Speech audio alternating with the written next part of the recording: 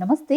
రామ్ గోపాల్ వర్మ ఎపిసోడ్‌లో ఇప్పటివరకు చాలా ఉత్కంఠగా జరిగింది. అసలు అరెస్ట్ చేస్తారా లేదా పోలీసులు? ఓ పక్క నుంచి 3 బృందాలుగా విడిపోయి పోలీసులు ఎక్కడికక్కడ గాలింపులు మొదలుపెట్టారు. రైట్. అయితే ఇదే అంశానికి సంబంధించి నిన్న రామ్ గోపాల్ వర్మ లాయర్ మీడియాని ఏకి పారేసినటువంటి సందర్భం అయితే మనకు కనిపించింది. రైట్. ప్రస్తుతం మనతో పాటు ఉన్నారు డాక్టర్ బాలా రామ్ గోపాల్ వర్మ అడ్వకేట్. నమస్తే అండి. నమస్తే. ఎలా ఉన్నారు? ఫైన్. రైట్. అసలు రామ్ గోపాల్ వర్మ ఎక్కడున్నాడు? ఏమైపోయాడు? ముందు మీకు చిన్న ఒక కరెక్షన్. ఎందుకు కరెక్షన్ అంటున్నానంటే మీరు ఇంట్రొడక్షన్ చెప్పేటప్పుడు మీడియాని ఏకి పారేశారు. మీడియాని ఏమేకేసాం? మీడియా అడిగిన క్వశ్చన్స్కి ఆన్సర్ చేయడం ఏకి పారేయడమా? మీరే కదా గందరగోళం ఏంటండి గందరగోళం అని కొంచెం ఆరోగెంట్ గా మాట్లాడినట్టు. మీరు అడిగిన క్వశ్చన్ ఏంటి? గందరగోళం అని మీరే విధంగా అడిగారు. When you ask me the question I need to be answer, right? ఏంటి గందరగోళం అనేది you have to explain me. Then you didn't explain. Then I said I explain. అసలు ఇక్కడ గందరగోళం ఏముంది? నథింగ్. వాళ్ళు నోటీస్ ఇచ్చారు, మేము రిప్లై ఇచ్చాం. వాళ్ళు వచ్చారు, ఎందుకు వచ్చారు? మమ్మల్ని ఎందుకు అడుగుతారు? పోయి వాళ్ళని అడగండి. మైక్ వాళ్ళకే పెట్టండి. కెమెరాలన్నీ మా దగ్గర పెట్టారు, పక్కనే ఉన్నారు కదా, వెనకాల కదా ఉన్నారు, మేము కెమెరాలు మొత్తం తిప్పండి అని చెప్పాం. మరి డేర్నెస్ మీకు లేనప్పుడు మేమేం చేస్తాం? You would have a dare, you have put a mike before them, you have to put a camera before them. Security లోపలికి పంపించాలి కదా. See, one thing నేను అడిగేది ఎవరికి? పోలీసు వాళ్ళని మీరు ఆ క్వశ్చన్స్ అడగాలి. గందరగోళం అన్నారు, ఎవరు గందరగోళం చేశారు? మీరు నోటీస్ ఇచ్చిందని మేము రిప్లై ఇచ్చాం. You have to answer. తర్వాత ఇంకో నోటీస్ మాకు పంపించాలి, దాంట్లో యాక్సెప్ట్ చేస్తున్నారా, మేము అడిగినవన్నీ తీసుకుంటున్నారా లేదా అనేది మీరు మాకు ఆన్సర్ ఇచ్చిన తర్వాత దాని తర్వాత మేము చూసుకుంటాం లీగల్గా. పోలీస్ వాళ్ళకి ఏదైతే లీగల్ పవర్స్ ఉంటాయో అలానే ప్రతి పౌరుడికి కూడా లీగల్ పవర్స్ ఉంటాయి. పోలీస్ వాళ్ళు కదా అని చెప్పేసి అని, పవర్ ఉంది అని చెప్పేసి అని ఎలా పడితే అలా రూల్ ఆఫ్ లా అప్లై చేయకుండా మేము చేస్తామంటే లా ఒప్పుకోదు. That's what I'm telling. Law ఒప్పుకోదు.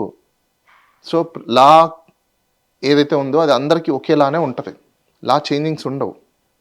పోలీస్ వాళ్ళకైనా అదే ఉంటుంది, కామన్ మ్యాన్కైనా అదే ఉంటుంది. పోలీస్ వాళ్ళకి ఎగ్జిక్యూట్ చేసే రైట్ ఉంటుంది, అది కూడా రైట్ మేనర్లో, not in a wrong manner. So therefore we explain that. గందరగోళం అంటే గందరగోళం వాళ్ళని అడిగిన క్వశ్చన్ అది. డిడ్ ఐ ఆస్క్ యూ ఇక్కడ గందరగోళం ఉంది చెప్పండి అన్న క్వశ్చన్ అడగమని చెప్పానా నేను? No, you ask me, right? ఎందుకు అడిగారు మీరు గందరగోళం అని చెప్పేసి? రైట్. పోలీసులు అక్కడ యూ ఉన్నారు. Tell me one thing, why you ask? మరి అలాంటప్పుడు మీరు ఎందుకు ఈ క్వశ్చన్ అడగలేదు? పోలీసు వాళ్ళు అక్కడ ఉన్నారు, మీరు సమాధానం చెప్పండి అని ఇంత పొలైట్ మేనర్లో చెప్పాల్సిన మీరే, ఒక బాధ్యత కలిగిన మీడియా మీరే గందరగోళం అంటే ప్రజలకి గందరగోళం అనిపించదా? మీరు ఒక్కటి ప్రజలకి నేర్పించాల్సిన మీడియా మీరే. మీకు నచ్చిన భాషని మీరు ఎన్నుకొని మీకు నచ్చిన స్కూపింగ్స్ మీరే చేసుకుంటూ కూర్చుంటారు. మళ్ళీ మీరే మాట్లాడతారు, అయ్యో ఇలా మాట్లాడారు, ఇలా మాట్లాడారు, అంత మీ ఇష్టమా? అంటే ఫోర్త్ ఎస్టేట్ అనేంత మాత్రం మీరు ఏది మాట్లాడితే మేము ఒప్పేసుకోవాలనా? చెప్పండి. మీకు ఏదైతే రాజ్యాంగం కల్పించిన హక్కు ఉందో మాకు కూడా అదే ఉంది. సో కాబట్టి మీరేం మాట్లాడితే అది రైట్ అనుకుంటే మైట్ ఇస్ రైట్. ఆ ఇంట్లోనే ఉండి బయటికి రాకపోవడం ఏమనుకోవాలి? మీరు ఎవరు చెప్పడానికి? రావాలనా లేదా అని చెప్పి ఆయన ఇండివిజువల్ రైట్ అది. Why to decide? It is his right. మీరు ఎలా ఒక మంచి ఆర్టికల్ 21ని మీరు కట్టెలు చేస్తారు? తన లైఫ్ అని బట్టి అతని ఇష్టము. మీరు లీగల్గా ప్రొసీడ్ అవుతున్నారు, లీగల్గా ఆన్సర్ చేస్తున్నారు. దెన్ మీరు రావాలి, చెప్పాలి, చెయ్యాలి. ఒక పని చేయండి. భారతదేశంలో ఆంధ్రప్రదేశ్, తెలంగాణలో, తెలుగు రాష్ట్రాలలో ప్రభుత్వము వచ్చిన తర్వాత ప్రజలు ఎంతోమంది ఇప్పుడు దాకా కూడా మగ్గిపోతున్నారు. వాళ్ళకి ఎటువంటి డెవలప్మెంట్స్ లేవు. దాని మీద పడండి. ఏం దమ్ము లేదా మీకు? వాటి మీద పడరా? మీరు వచ్చి మాట్లాడుతున్నారు కానీ వై రామ్ గోపాల్ వర్మ బయటికి ఎందుకు రావట్లేదు? ఎందుకు మీడియాకి సమాధానం చెప్పలేకపోతున్నారు? ఇప్పుడు ఇంతమంది మీద కామెంట్స్ చేసింది కూడా మీడియా ముఖంగానే, సినిమా కూడా తీసింది మీడియా ముఖంగానే, సినిమా రిలీజ్ చేసింది కూడా మీడియా ముఖంగానే. ఇంత పబ్లిసిటీ జరిగినప్పుడు అంటే మీడియా త్రూ ఇంతలా జరిగినప్పుడు మరి అదే మీడియాకి సమాధానం చెప్పాలి కదా. నేను ఒక విషయం చెప్తాను చూడండి. ఆయన ప్రీ షెడ్యూల్స్ అయిపోయినాయని చెప్పేసి మేము నోటీస్లోనే ఇచ్చాము. ఆయన ప్రాజెక్టులు, షెడ్యూల్స్, లేకపోతే ఆయన వర్క్ అన్ని పక్కన పెట్టేసి మీకోసం పొలవమని పరిగెత్తుకుంటున్నాను అంటే ఆయన పనులను చూసుకోవద్దా? ఐపీ అడ్రస్ లో ట్రేస్ చేస్తే శంషాబాద్ లో ఒక బడా యాక్టర్ కి సంబంధించిన అసలు ఐపీ అడ్రస్ ట్రేస్ చేసే రైట్ మీకు ఎక్కడ ఉంది? ఫస్ట్ ఐపీ అడ్రస్ ట్రేస్ చేసే రైట్ ఎక్కడ ఉంది మీకు? దట్స్ ట్రాంపరింగ్ అంటారు దాన్ని. మీరు ఫోన్ ట్యాపింగ్ చేస్తున్నారా? ఫోన్ ట్యాపింగ్ చేస్తే రైట్ అసలు ఉందా? ఎప్పుడు ట్యాపింగ్ చేయాలో తెలుసా మీకు? అంటే ఫోన్ ట్యాపింగ్ చేసిన ఒకవేళ ఇలాంటి బయటకు వచ్చాను వాళ్ళ మీద క్రిమినల్ కేసు అవుతుంది. ఫస్ట్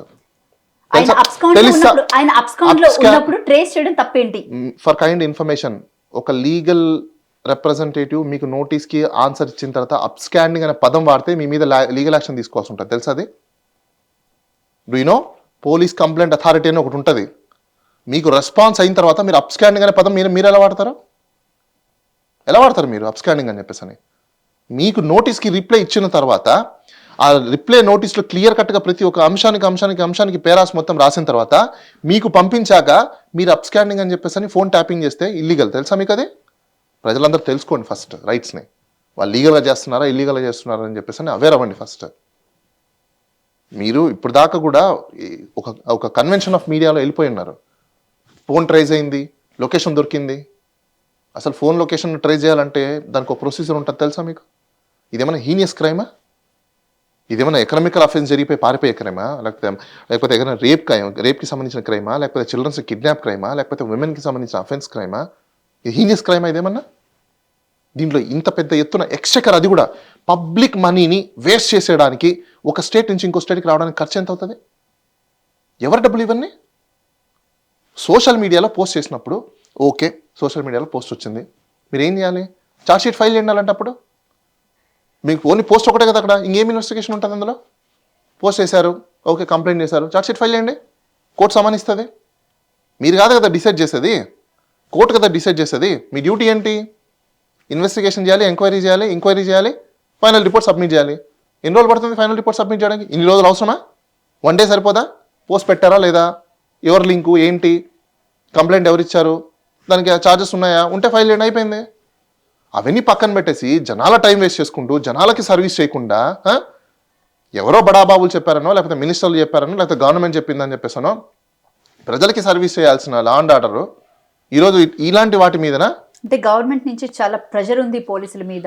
గవర్నమెంట్ పోలీసులు నవంబర్ 19న ఎంక్వైరీకి రావాల్సిన మనిషి నాకు ఇంకొక 4 రోజులు టైం కావాలని మీతో పంపించడం కూడా జరిగింది. మీకు ఇంకో విషయం చెప్పనా? గవర్నమెంట్ ఒత్తిడి ఉంది అంటే ఫస్ట్ ఆఫ్ ఆల్ గవర్నమెంట్ మీద యాక్షన్ తీసుకోవాల్సి ఉంటుంది. Law and order independent for kind information, దానికి ఐఓ ఉంటారు. IO is independent. ఐఓ ఒత్తిడి ఉంది అని మాట్లాడితే ఇమీడియట్లీ వాళ్ళ మీద యాక్షన్ తీసుకోవాల్సి ఉంటుంది. యూ కాంట్ సే దాట్ నాకు ఒత్తిడి ఉంది పైనుంచి అని చెప్పేసి చెప్పడానికి లేదు. You are a independent person, have a take a call. Investigation officer is a final authority. ఎవరైనా ఇన్ఫ్లుయెన్స్ చేశారు అంటే వాళ్ళ మీద కంప్లైంట్ కట్టాల్సి ఉంటుంది. మీరు ట్రూ లా ప్రకారమే మాట్లాడుతున్నారు కానీ ఆయన చేసినటువంటి పనుల గురించి ఎందుకు డిస్కస్ చేయలేకపోతున్నారు? ఆయన ఏమి చేశారు అని కంప్లైంట్ పెట్టారు కదా, అవి ఏంటని అడిగాం మేము.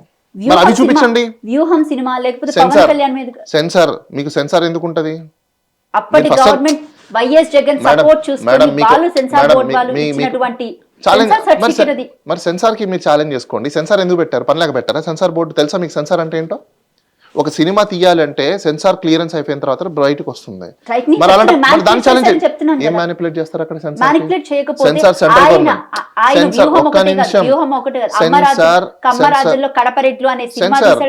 సెన్సార్ ఎందుకు పెట్టారు? సెన్సార్ లో మీరు ఛాలెంజ్ చేసుకోండి. వాళ్ళు ఆటన్నప్పుడు ఎవరు దానికి గవర్నమెంట్ కాదు, సెంట్రల్ గవర్నమెంట్ లో ఉంటుంది. అది తెలుసుకోండి ఫస్ట్. స్టేట్ గవర్నమెంట్ ఏం అవసరం ఉంది? సెంట్రల్ గవర్నమెంట్ బాడీ అది. ఎవరైనా మీరైనా అప్లికేషన్ పెట్టుకుంటే దాన్ని చూసి వాళ్ళు ఏదైనా కటింగ్స్ ఉంటే కటింగ్ చెప్తారు, లేకపోతే లేదు.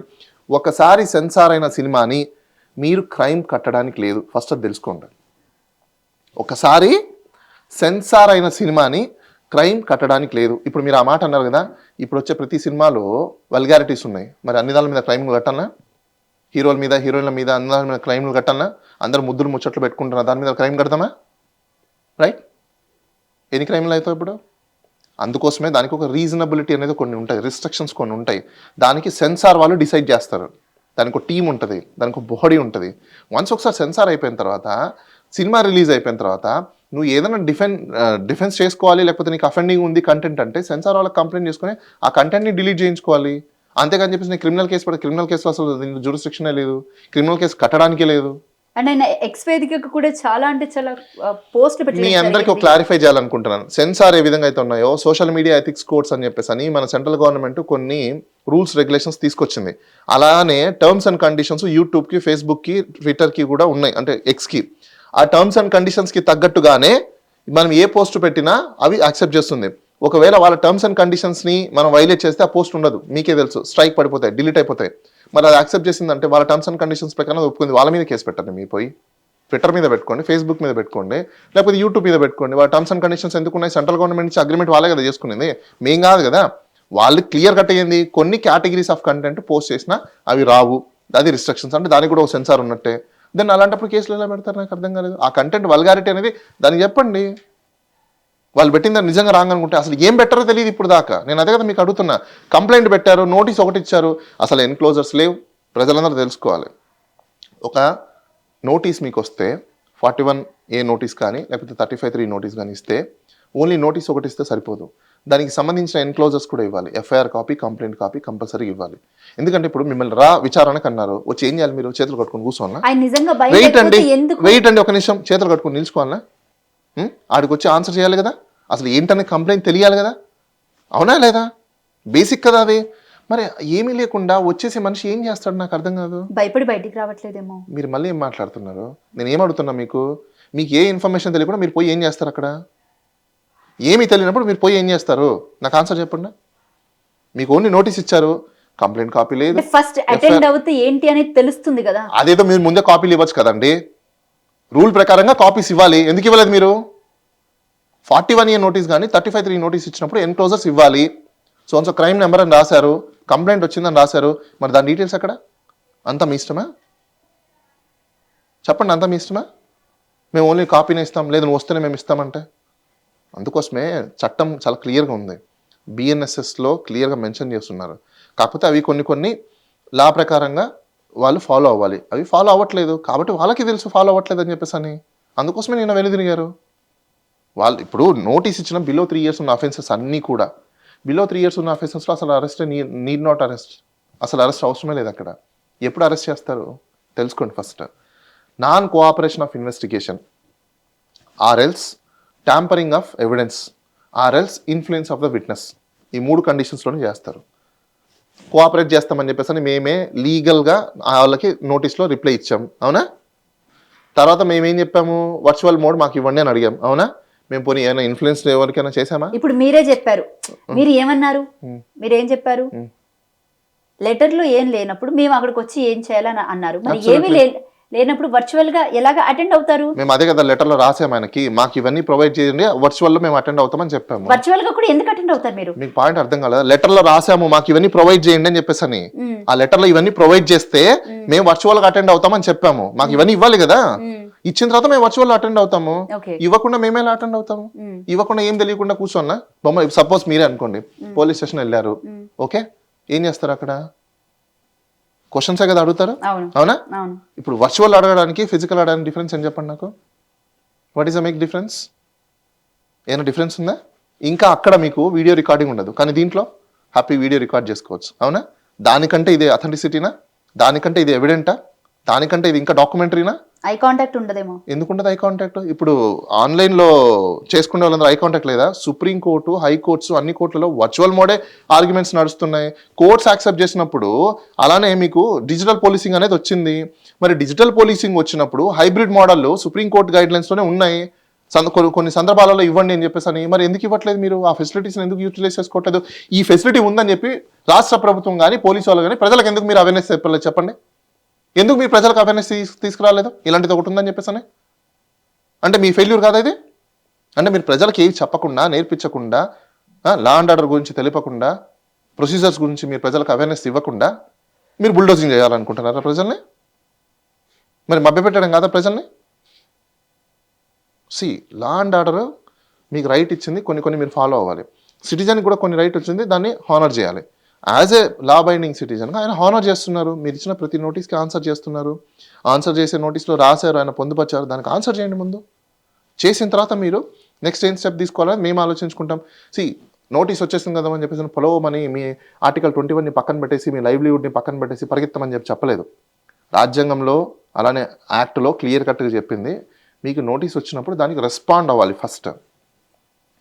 ఎప్పుడెప్పుడు ఏ సందర్భాలు అంటే హీనియస్ క్రైమ్స్ అయితే పోలీసు వాళ్ళకి ఫుల్ పవర్ ఉంటుంది. అలాంటి క్రైమ్స్లో నోటీస్ అక్కర్లేదు, ఏం అక్కర్లేదు, డైరెక్ట్గా వాళ్ళు అరెస్ట్ చేసుకోవచ్చు, సర్చ్లు చేసుకోవచ్చు, అన్నీ చేసుకోవచ్చు. ఎందుకు? చట్టం అలా చెప్తుంది కాబట్టి. ఈ కేసెస్ అన్నీ ఏంటి? Below 3 years offences. దేనికి సంబంధించింది?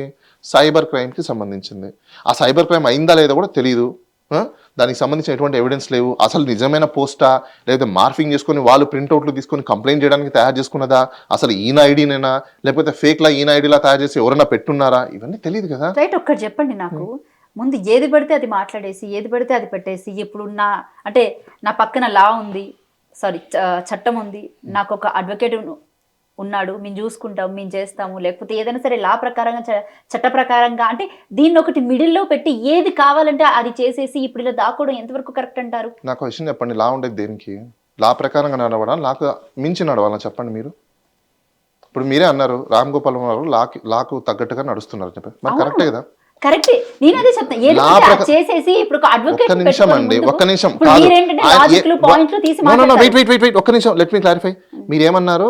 రామ్ గోపాల్ వర్మ ఏది పడితే అని అన్నారు. మీరే మళ్ళీ ఏమన్నారు? ఆయన లా ప్రకారంగానే చేస్తున్నారు, లా తరంగానే ఆయన పోతున్నారు అన్నప్పుడు, మరి ఆయన లా ప్రకారంగా పోయినప్పుడు ఎలా పడితే అలా ఎలా అవుతుంది? నేను ఏమంటున్నా, ఫస్ట్ చేసేసి దాని తర్వాత లాని అడ్డు పెట్టుకుంటానని చెప్తున్నాను. లా ఎందుకు అడ్డం వస్తుందండి? మీరు ఒకసారి ఆలోచించండి. లా కరెక్ట్గా ఉంటేనే కదా దానికి షెల్టర్ ఇస్తుంది. మీరు చేసినది లాకి తగ్గట్టుగా ఉన్నప్పుడు లా ఎప్పుడు మీకు ప్రొటెక్ట్ చేస్తుంది కదా. మీరు ఒకవేళ లాకి తగ్గట్టుగా మీరు చేయకపోతే లా పనిష్ చేస్తుంది. ఒక్కటి చెప్పండి, ఒక్క నిమిషం నాకు క్లారిఫై చేయండి. సినిమాలు తీయడం ఏదైనా అంటే మళ్ళీ నేను తీయలేదు అని చెప్పేసి పక్కకు జరిగిపోవడం, ఎంతో మంది బూత్ సినిమాలకు, నాకు క్వశ్చన్ చెప్పండి, బూత్ సినిమాలకి సెన్సార్ ఇస్తుంది ఎవరైనా? ఇండియాలో సెన్సార్ ఇస్తారా? సెన్సార్ ఇవ్వకపోతే యూట్యూబ్ లో రిలీజ్ చేసుకున్నాడు కదా. యూట్యూబ్ లో కూడా రాదా మేడం మీకు? అదే యూట్యూబ్ మీరు ఒకసారి కండిషన్స్ చూడండి, యూట్యూబ్ కండిషన్స్ చూడండి. మేడం నేను అసలు యూట్యూబ్ యాక్సెప్ట్ చేయదండి, యూట్యూబ్ యాక్సెప్ట్ చేయదండి. నేను అదే అంటున్నా, యూట్యూబ్ యాక్సెప్ట్ చేయాలంటే కూడా దానికి కొన్ని టర్మ్స్ అండ్ కండిషన్స్ ఉన్నాయి. ఆ టర్మ్స్ అండ్ కండిషన్స్ ఉంటేనే యూట్యూబ్ యాక్సెప్ట్ చేస్తుంది, లేకపోతే ఎలా పడితే అలా యూట్యూబ్ యాక్సెప్ట్ చేయదు. ఇప్పుడు అమెరికాలో ఎవడో ఒక ఫిలిం, ఇప్పుడు తెలుగు వాళ్ళు అమెరికాలో ఉన్నారనుకోండి, అక్కడ వాళ్ళు ఏదో ఫిలిం తీసుకున్నారు, అక్కడ రిలీజ్ చేసుకున్నారు అనుకోండి, ఎవరో ఇక్కడ గమ్మున ఉండకుండా వీడియో కొట్టి చూసుకున్నాడు, ఇక్కడ కేసు పెట్టేసుకుంటారు, అమెరికాలో ఎవడో ఫిలిం తీసాడని చెప్పేసి. నేను ఎవరు చూడమన్నాడు? ఫస్ట్ నేను చూడమని చెప్పారా? ఎవరో అమెరికాలో తీసుకున్నారు, అక్కడున్న సొసైటీ వాళ్ళు కొంతమంది ఫిలిం తీసుకున్నారు, అక్కడ ఉన్న తెలుగు వాళ్ళకి తీసుకున్నారు అనుకోండి, దాన్ని ఇక్కడ నిన్నెవరు చూడమన్నాడు? నువ్వు ఇక్కడ చూసేసి అయ్యో నా మనోభావాలు దెబ్బతిన్నాయి నేను ఇక్కడ కేసు పెడతా అంటే, అది ఐపీ అడ్రస్ ఎక్కడ? అమెరికా. ఒకవేళ అది లీగల్ అనేది అమెరికా చూసుకోవాలి, నీకేం పని? అంటే ఇది ఎలా ఉందంటే సామెత ఉంటుంది అనమాట, పక్కింటోడు ఏదో చేస్తాడంటే నా ఇంట్లో ఏదో జరిగింది పెట్టింది అక్కడ వాళ్ళే చూసుకోవాలని కాదు, మొత్తం ఆల్ ఓవర్ త్రూ వరల్డ్ చూసుకోవచ్చు. అలాంటప్పుడు పబ్లిక్ అందరికీ తెలుసుకోండి, కేసులు పెట్టాలంటే దానికి ఒక జ్యూరిస్డిక్షన్ ఉంటుంది. జ్యూరిస్డిక్షన్ లేకుండా ఇష్టానుసారం పెట్టుకోవడానికి లేదు, అది కూడా పబ్లిక్ తెలుసుకోవాలి. నేను ఇక్కడ చూసాను ఇక్కడ కేసు పెడతానంటే కుదరదు. రైట్. మరి రామ్ గోపాల్ వర్మ అరెస్ట్ అవుతాడా అవ్వడా? అసలు అరెస్ట్ అయ్యే కేసెసే కాదు అవి. First of all below 3 years ఉన్న కేసెస్, దీనికి ఎందుకు ఇంత హంగామా చేస్తున్నారో ఐ డోంట్ నో. మరి ఎవరు మీ ప్రోద్బలంతో చేస్తున్నారు, ఎందుకు అంత చేస్తున్నారు అనేది మీడియా వాళ్ళు క్రాక్ చేయండి, మీరే క్రాక్ చేయండి ఎందుకు చేస్తున్నారు అనేసి. అసలు రామ్ గోపాల్ వర్మ గారు భయపడి ఇక్కడ అక్కడ అనేది ఆయన పనుల మీద, ఆయన షెడ్యూల్స్ మీద ఉన్నారు కాబట్టి ఆయన బిజీగా ఉన్నారు. ఆయన రాసిన టైంలో ఆయన బయటకి ఆయనే వచ్చి చెప్తాడు అసలు ఏం జరిగింది. ఫోన్ చేసి చెప్పారా? మీకు ఫోన్ చేసి చెప్పారా? ఎక్కడ కనిపించింది మీకు చెప్పండి. నేను కిందకే చెప్పా, ఐపీ అడ్రస్ ట్రేస్ చేశాను. మీకు ఎవరు చెప్పారు? ప్రతిదీ పిన్ టు పాయింట్ న్యూస్ లో అన్ని తెలుస్తానే ఉంటాయి, ఇన్ఫర్మేషన్ ఉంటుంది. మరి ఇన్ఫర్మేషన్ ఉంటే మీరే పోయి పోలీసు వాళ్ళకి చెప్పొచ్చు కదా. అదేదో వాళ్ళు మేము చెప్పాం కాబట్టే కదా. మరి ఏం చేశారు? ఆల్రెడీ రామ్ గోపాల్ వర్మ ఇంటి ముందు పోలీసు వాళ్ళు ఉన్నారు, అక్కడ మీడియా ఉంది, అంతా ఉంది ఇప్పుడు రెడీగా. Then okay, law will take own course. మీరు అరెస్ట్ చేయాలంటే ప్రొసీజర్ ఉంటుంది, అంత ఈజీ కాదు. అసలు ఏం అఫెన్సెస్ ఉన్నాయని చెప్పేసి అరెస్ట్ చేయడానికి నాకు అర్థం కాలే. సోషల్ మీడియా పోస్టులకు అరెస్టులు చేస్తారా? చట్టం చెప్తుందా అరెస్ట్ చేయమని? అంటే మీరు అరెస్ట్ చేస్తున్నారంటే అర్థం ఏంటి? ఇల్లీగల్ చేస్తున్నారు అంతే కదా, లీగల్గా కాదు. దట్స్ వాట్ ప్రూవ్ అయిపోయింది కదా అక్కడ. ఇంకేముంది అంటే ఇటు ఇంకొక విషయం, మీ పాయింట్ ఆఫ్ వ్యూలో అయింది, మీడియా కూడా చెప్పడం ఏంటంటే అరెస్ట్ చేయాలంటే అరెస్ట్ చేయాలని ఎవరు చెప్పట్లేదు. దెన్ మరి ఇంకా మీరు అనేది అదే కదా, అరెస్ట్ చేయాలని కాదు, కానీ ఇంత ఉత్కంఠగా ఎవరికి ఉత్కంఠ? ఎవరికి ఉత్కంఠ చెప్పండి? ఎవరికి ఉత్కంఠ ఇక్కడ? ప్రజలకా? కాదు. పోనీ రామ్ గోపాల్ వర్మకా? కాదు. పోనీ నాకా? కాదు. మరి ఎవరికి ఉత్కంఠ? మీకు ఆల్రెడీ తెలుసు కదా, మీ దగ్గర ఆన్సర్ కూడా ఉంది. కాదండి, ఉత్కంఠ ఎవరికి? ఉత్కంఠ అన్నారు, వెరీ వెల్, మంచిది. ఎవరికి ఉత్కంఠ చెప్పండి, మీరే ఆన్సర్ చెప్పాలి. ఉత్కంఠ ఎవరికి అని చెప్పేసాను. మీకు ఎందుకు ఆ ఉత్కంఠ అనేది వచ్చింది అనేది I have to know. No 2-3 days నుంచి ఇంత క్లియర్ గా ఎవరికి ఉత్కంఠ? ఉత్కంఠ ఎవరికి? ప్రజలు అడిగారా మీకు? మాకు ఉత్కంఠగా ప్రజలు మీకు చెప్పారా మాకు ఉత్కంఠ లేదు అని? మీకు ఎక్కడ పబ్లిక్ పోయి అడగండి. ఎవరు పనులు వాళ్ళు చేసుకుంటూనే ఉన్నారు. నేను కూడా ట్రావెల్ చేస్తున్నా, ఎవరు వెహికల్ వాళ్ళు తీసుకెళ్తున్నారు, ఎవరు రోడ్లో వాళ్ళు వెళ్తున్నారు, నైట్ అయింది, మార్నింగ్ అయింది, తింటున్నారు, పడుకుంటున్నారు, చేస్తున్నారు, అంత అయిపోయింది. వాళ్ళకి నేను బాధ, మీకెందుకు నాకు అర్థం కాలే. నిజంగా 4th చేస్తే అంత పని చేయాలనుకున్నప్పుడు ప్రజా సమస్యలు చాలా ఉన్నాయి. చాలామంది పిల్లలకి ఫుడ్ పాయిజన్స్ అయిపోయి చనిపోతున్నారు. అలానే అక్కడ ఇచ్చిన ప్రామిస్లు చేయకుండా ఆ రాష్ట్రంలో అలా ఉంది. వాటి మీద పడండి. ఎవరో ఒక వ్యక్తి పోస్ట్ పెట్టారని చెప్పి ఎవరో కంప్లైంట్ చేస్తే, ఒక సెలబ్రిటీకి నోటీస్ వస్తే, ఆ నోటీస్ వెనకాలే మొత్తం కెమెరాలు పట్టేసుకొని రోజులు ఏడ కూర్చొని టైములు వేస్ట్ చేసుకుంటూ కూర్చుంటే ఇది రాజ్యాంగాన్ని ఉల్లంఘించడం కాదా?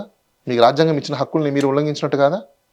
ఆర్టికల్ 910 మీరు వైలేట్ చేస్తున్నట్టు కదా, మీ సెల్ఫ్కి మీరు యూజ్ చేసుకుంటున్నట్టు కదా. అదే అక్యూజ్డ్ పర్సన్ ఒకప్పుడు అదే మీడియాని అడ్డు పెట్టుకొని చాలా సార్లు ఇందాకే మీకు చెప్పాను నేను పోస్టులు చేయడం మాట్లాడడం లాంటివి జరిగాయి. మరి అన్ని మాట్లాడినప్పుడు అదే మీడియా అప్పుడు కవరేజ్ చేసినప్పుడు ఇప్పుడు ఆయన పోస్ట్ దేంట్లో పెట్టుకుంటారు, ఆయన మీడియాలో పెట్టుకుంటారు, అంటే సోషల్ మీడియాలో పెట్టుకుంటారు. కవరేజ్ చేసింది ఎవరు? ఎన్ని యూట్యూబ్ ఛానల్స్ త్రూ ఆయన ఎవరు మిమ్మల్ని ఎవరు చేయమన్నారు? మీరెందుకు వెళ్తున్నారు? నేను చేయలేదు. నో అన్ని మీడియా ఛానల్ వెళ్తున్నాయి అంటే ఆయన చాలా సార్లు చెప్పారు, క్లియర్గా చెప్పాడు ఆయన, నేను చేసేదాన్ని మీరు చేసుకుంటున్నారు. ఆయన ఎప్పుడు కాల్ ఫర్ ఎవరు చేయలా, మరి ఎవరు ప్రాబ్లం అది? మీడియా పని ఏంటి? దాన్ని మీ పని మీరు చేస్తున్నారు. ఇంకా అలాంటప్పుడు ఆయన ఏదో చెప్పాడు మీ డ్యూటీ మీరు చేస్తున్నారు. That's what you have to say. మా డ్యూటీని మేము చేస్తున్నాం అని చెప్పాలి కానీ అదేదో మా వల్లనే మొత్తం ఆయన అయిపోయాడు అన్నట్టు ఎలా చెప్పాలి? మా వల్ల మేము కూడా చెప్పట్లేదు. మా దగ్గర మాట్లాడినప్పుడు మేము కూడా దాన్ని అఫెండ్ చేసుకోవడం అంటే నిజాలు ఏంటి అనేది బయట పెట్టాలి కదా. అప్పుడు కవరేజ్ చేసిన వాళ్ళు ఇప్పుడు కూడా అదే రకంగా కవరేజ్ చేయాలి కదా. చేసుకోండి కవరేజ్, అదే చేస్తుంది ఇప్పుడు. దానికి ఎవరు కాదనలేదు, మీరు కవరేజ్ ఇచ్చుకుంటున్నారు, ఎవరు కాదనలేదు. మీరు ఇప్పుడు మీరన్న భాషలోనే ఆయన లా ప్రకారంగా వెళ్తున్నారు. ఆయన వచ్చి చెప్పాలి కదంటే మీరు అడిగితే ఆయన వచ్చి చెప్పాలనా? ఆయన ఇష్టం వచ్చినప్పుడు వచ్చి చెప్తాడు. మీరెవరు క్వశ్చన్ చేయడానికి? అంటే మీరు చెప్తే మీరు ఏదైతే డిక్టేట్ చేస్తే ఆయన అది ఫాలో అవ్వాలనా? అంటే పోలీసులకి నచ్చినప్పుడు ఆయన రాడు, ఆయనకి నచ్చినప్పుడు మాత్రం పోలీసుల దగ్గరికి వెళ్తాడు ఈయన. పోలీసు వాళ్ళు ఎప్పుడు పడితే అప్పుడు వచ్చేస్తే ఇలాంటి కేసెస్ లో పరుగో మనం పరిగెత్తాలనా? నాకు చెప్పండి. ఇప్పుడు మీరు 10 నోటీసులు ఇస్తే 10 నోటీసులు కూడా ఆన్సర్ ఇచ్చే రైట్ ఉంటుంది, అది తెలుసుకోండి ఫస్ట్. 100 నోటీసులు ఇస్తే 100 నోటీసులు కూడా ఆన్సర్ ఇచ్చే రైట్లు ఉంటాయి. దానికి తర్వాత లీగల్ ప్రొసీడింగ్స్ ఉంటాయి, కోర్టులలో ఛాలెంజ్ చేయొచ్చు.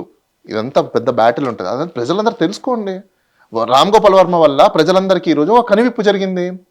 డిజిటల్ పోలీసింగ్ ఒకటి ఉందని చెప్పేసి బయటకు వచ్చింది. దాని గురించి ముందు మాట్లాడండి, దాని గురించి చర్చించండి ఫస్ట్. అలానే హైబ్రిడ్ మోడల్ని తీసుకురమ్మని చెప్పింది. ఇలాంటి చిన్న చిన్న కేసులకి హైబ్రిడ్ మోడల్ తీసుకొచ్చేసి తొందరగా ఇన్వెస్టిగేషన్ చేసి వర్చువల్ మోడల్లో అపీరెన్స్ తీసుకోండి అని చెప్పేసి చెప్తుంది. సుప్రీంకోర్టు గైడ్లైన్స్ కూడా ఉన్నాయి కొన్ని, అండ్ మనకు బిఎన్ఎస్ఎస్ లో కూడా ఉంది.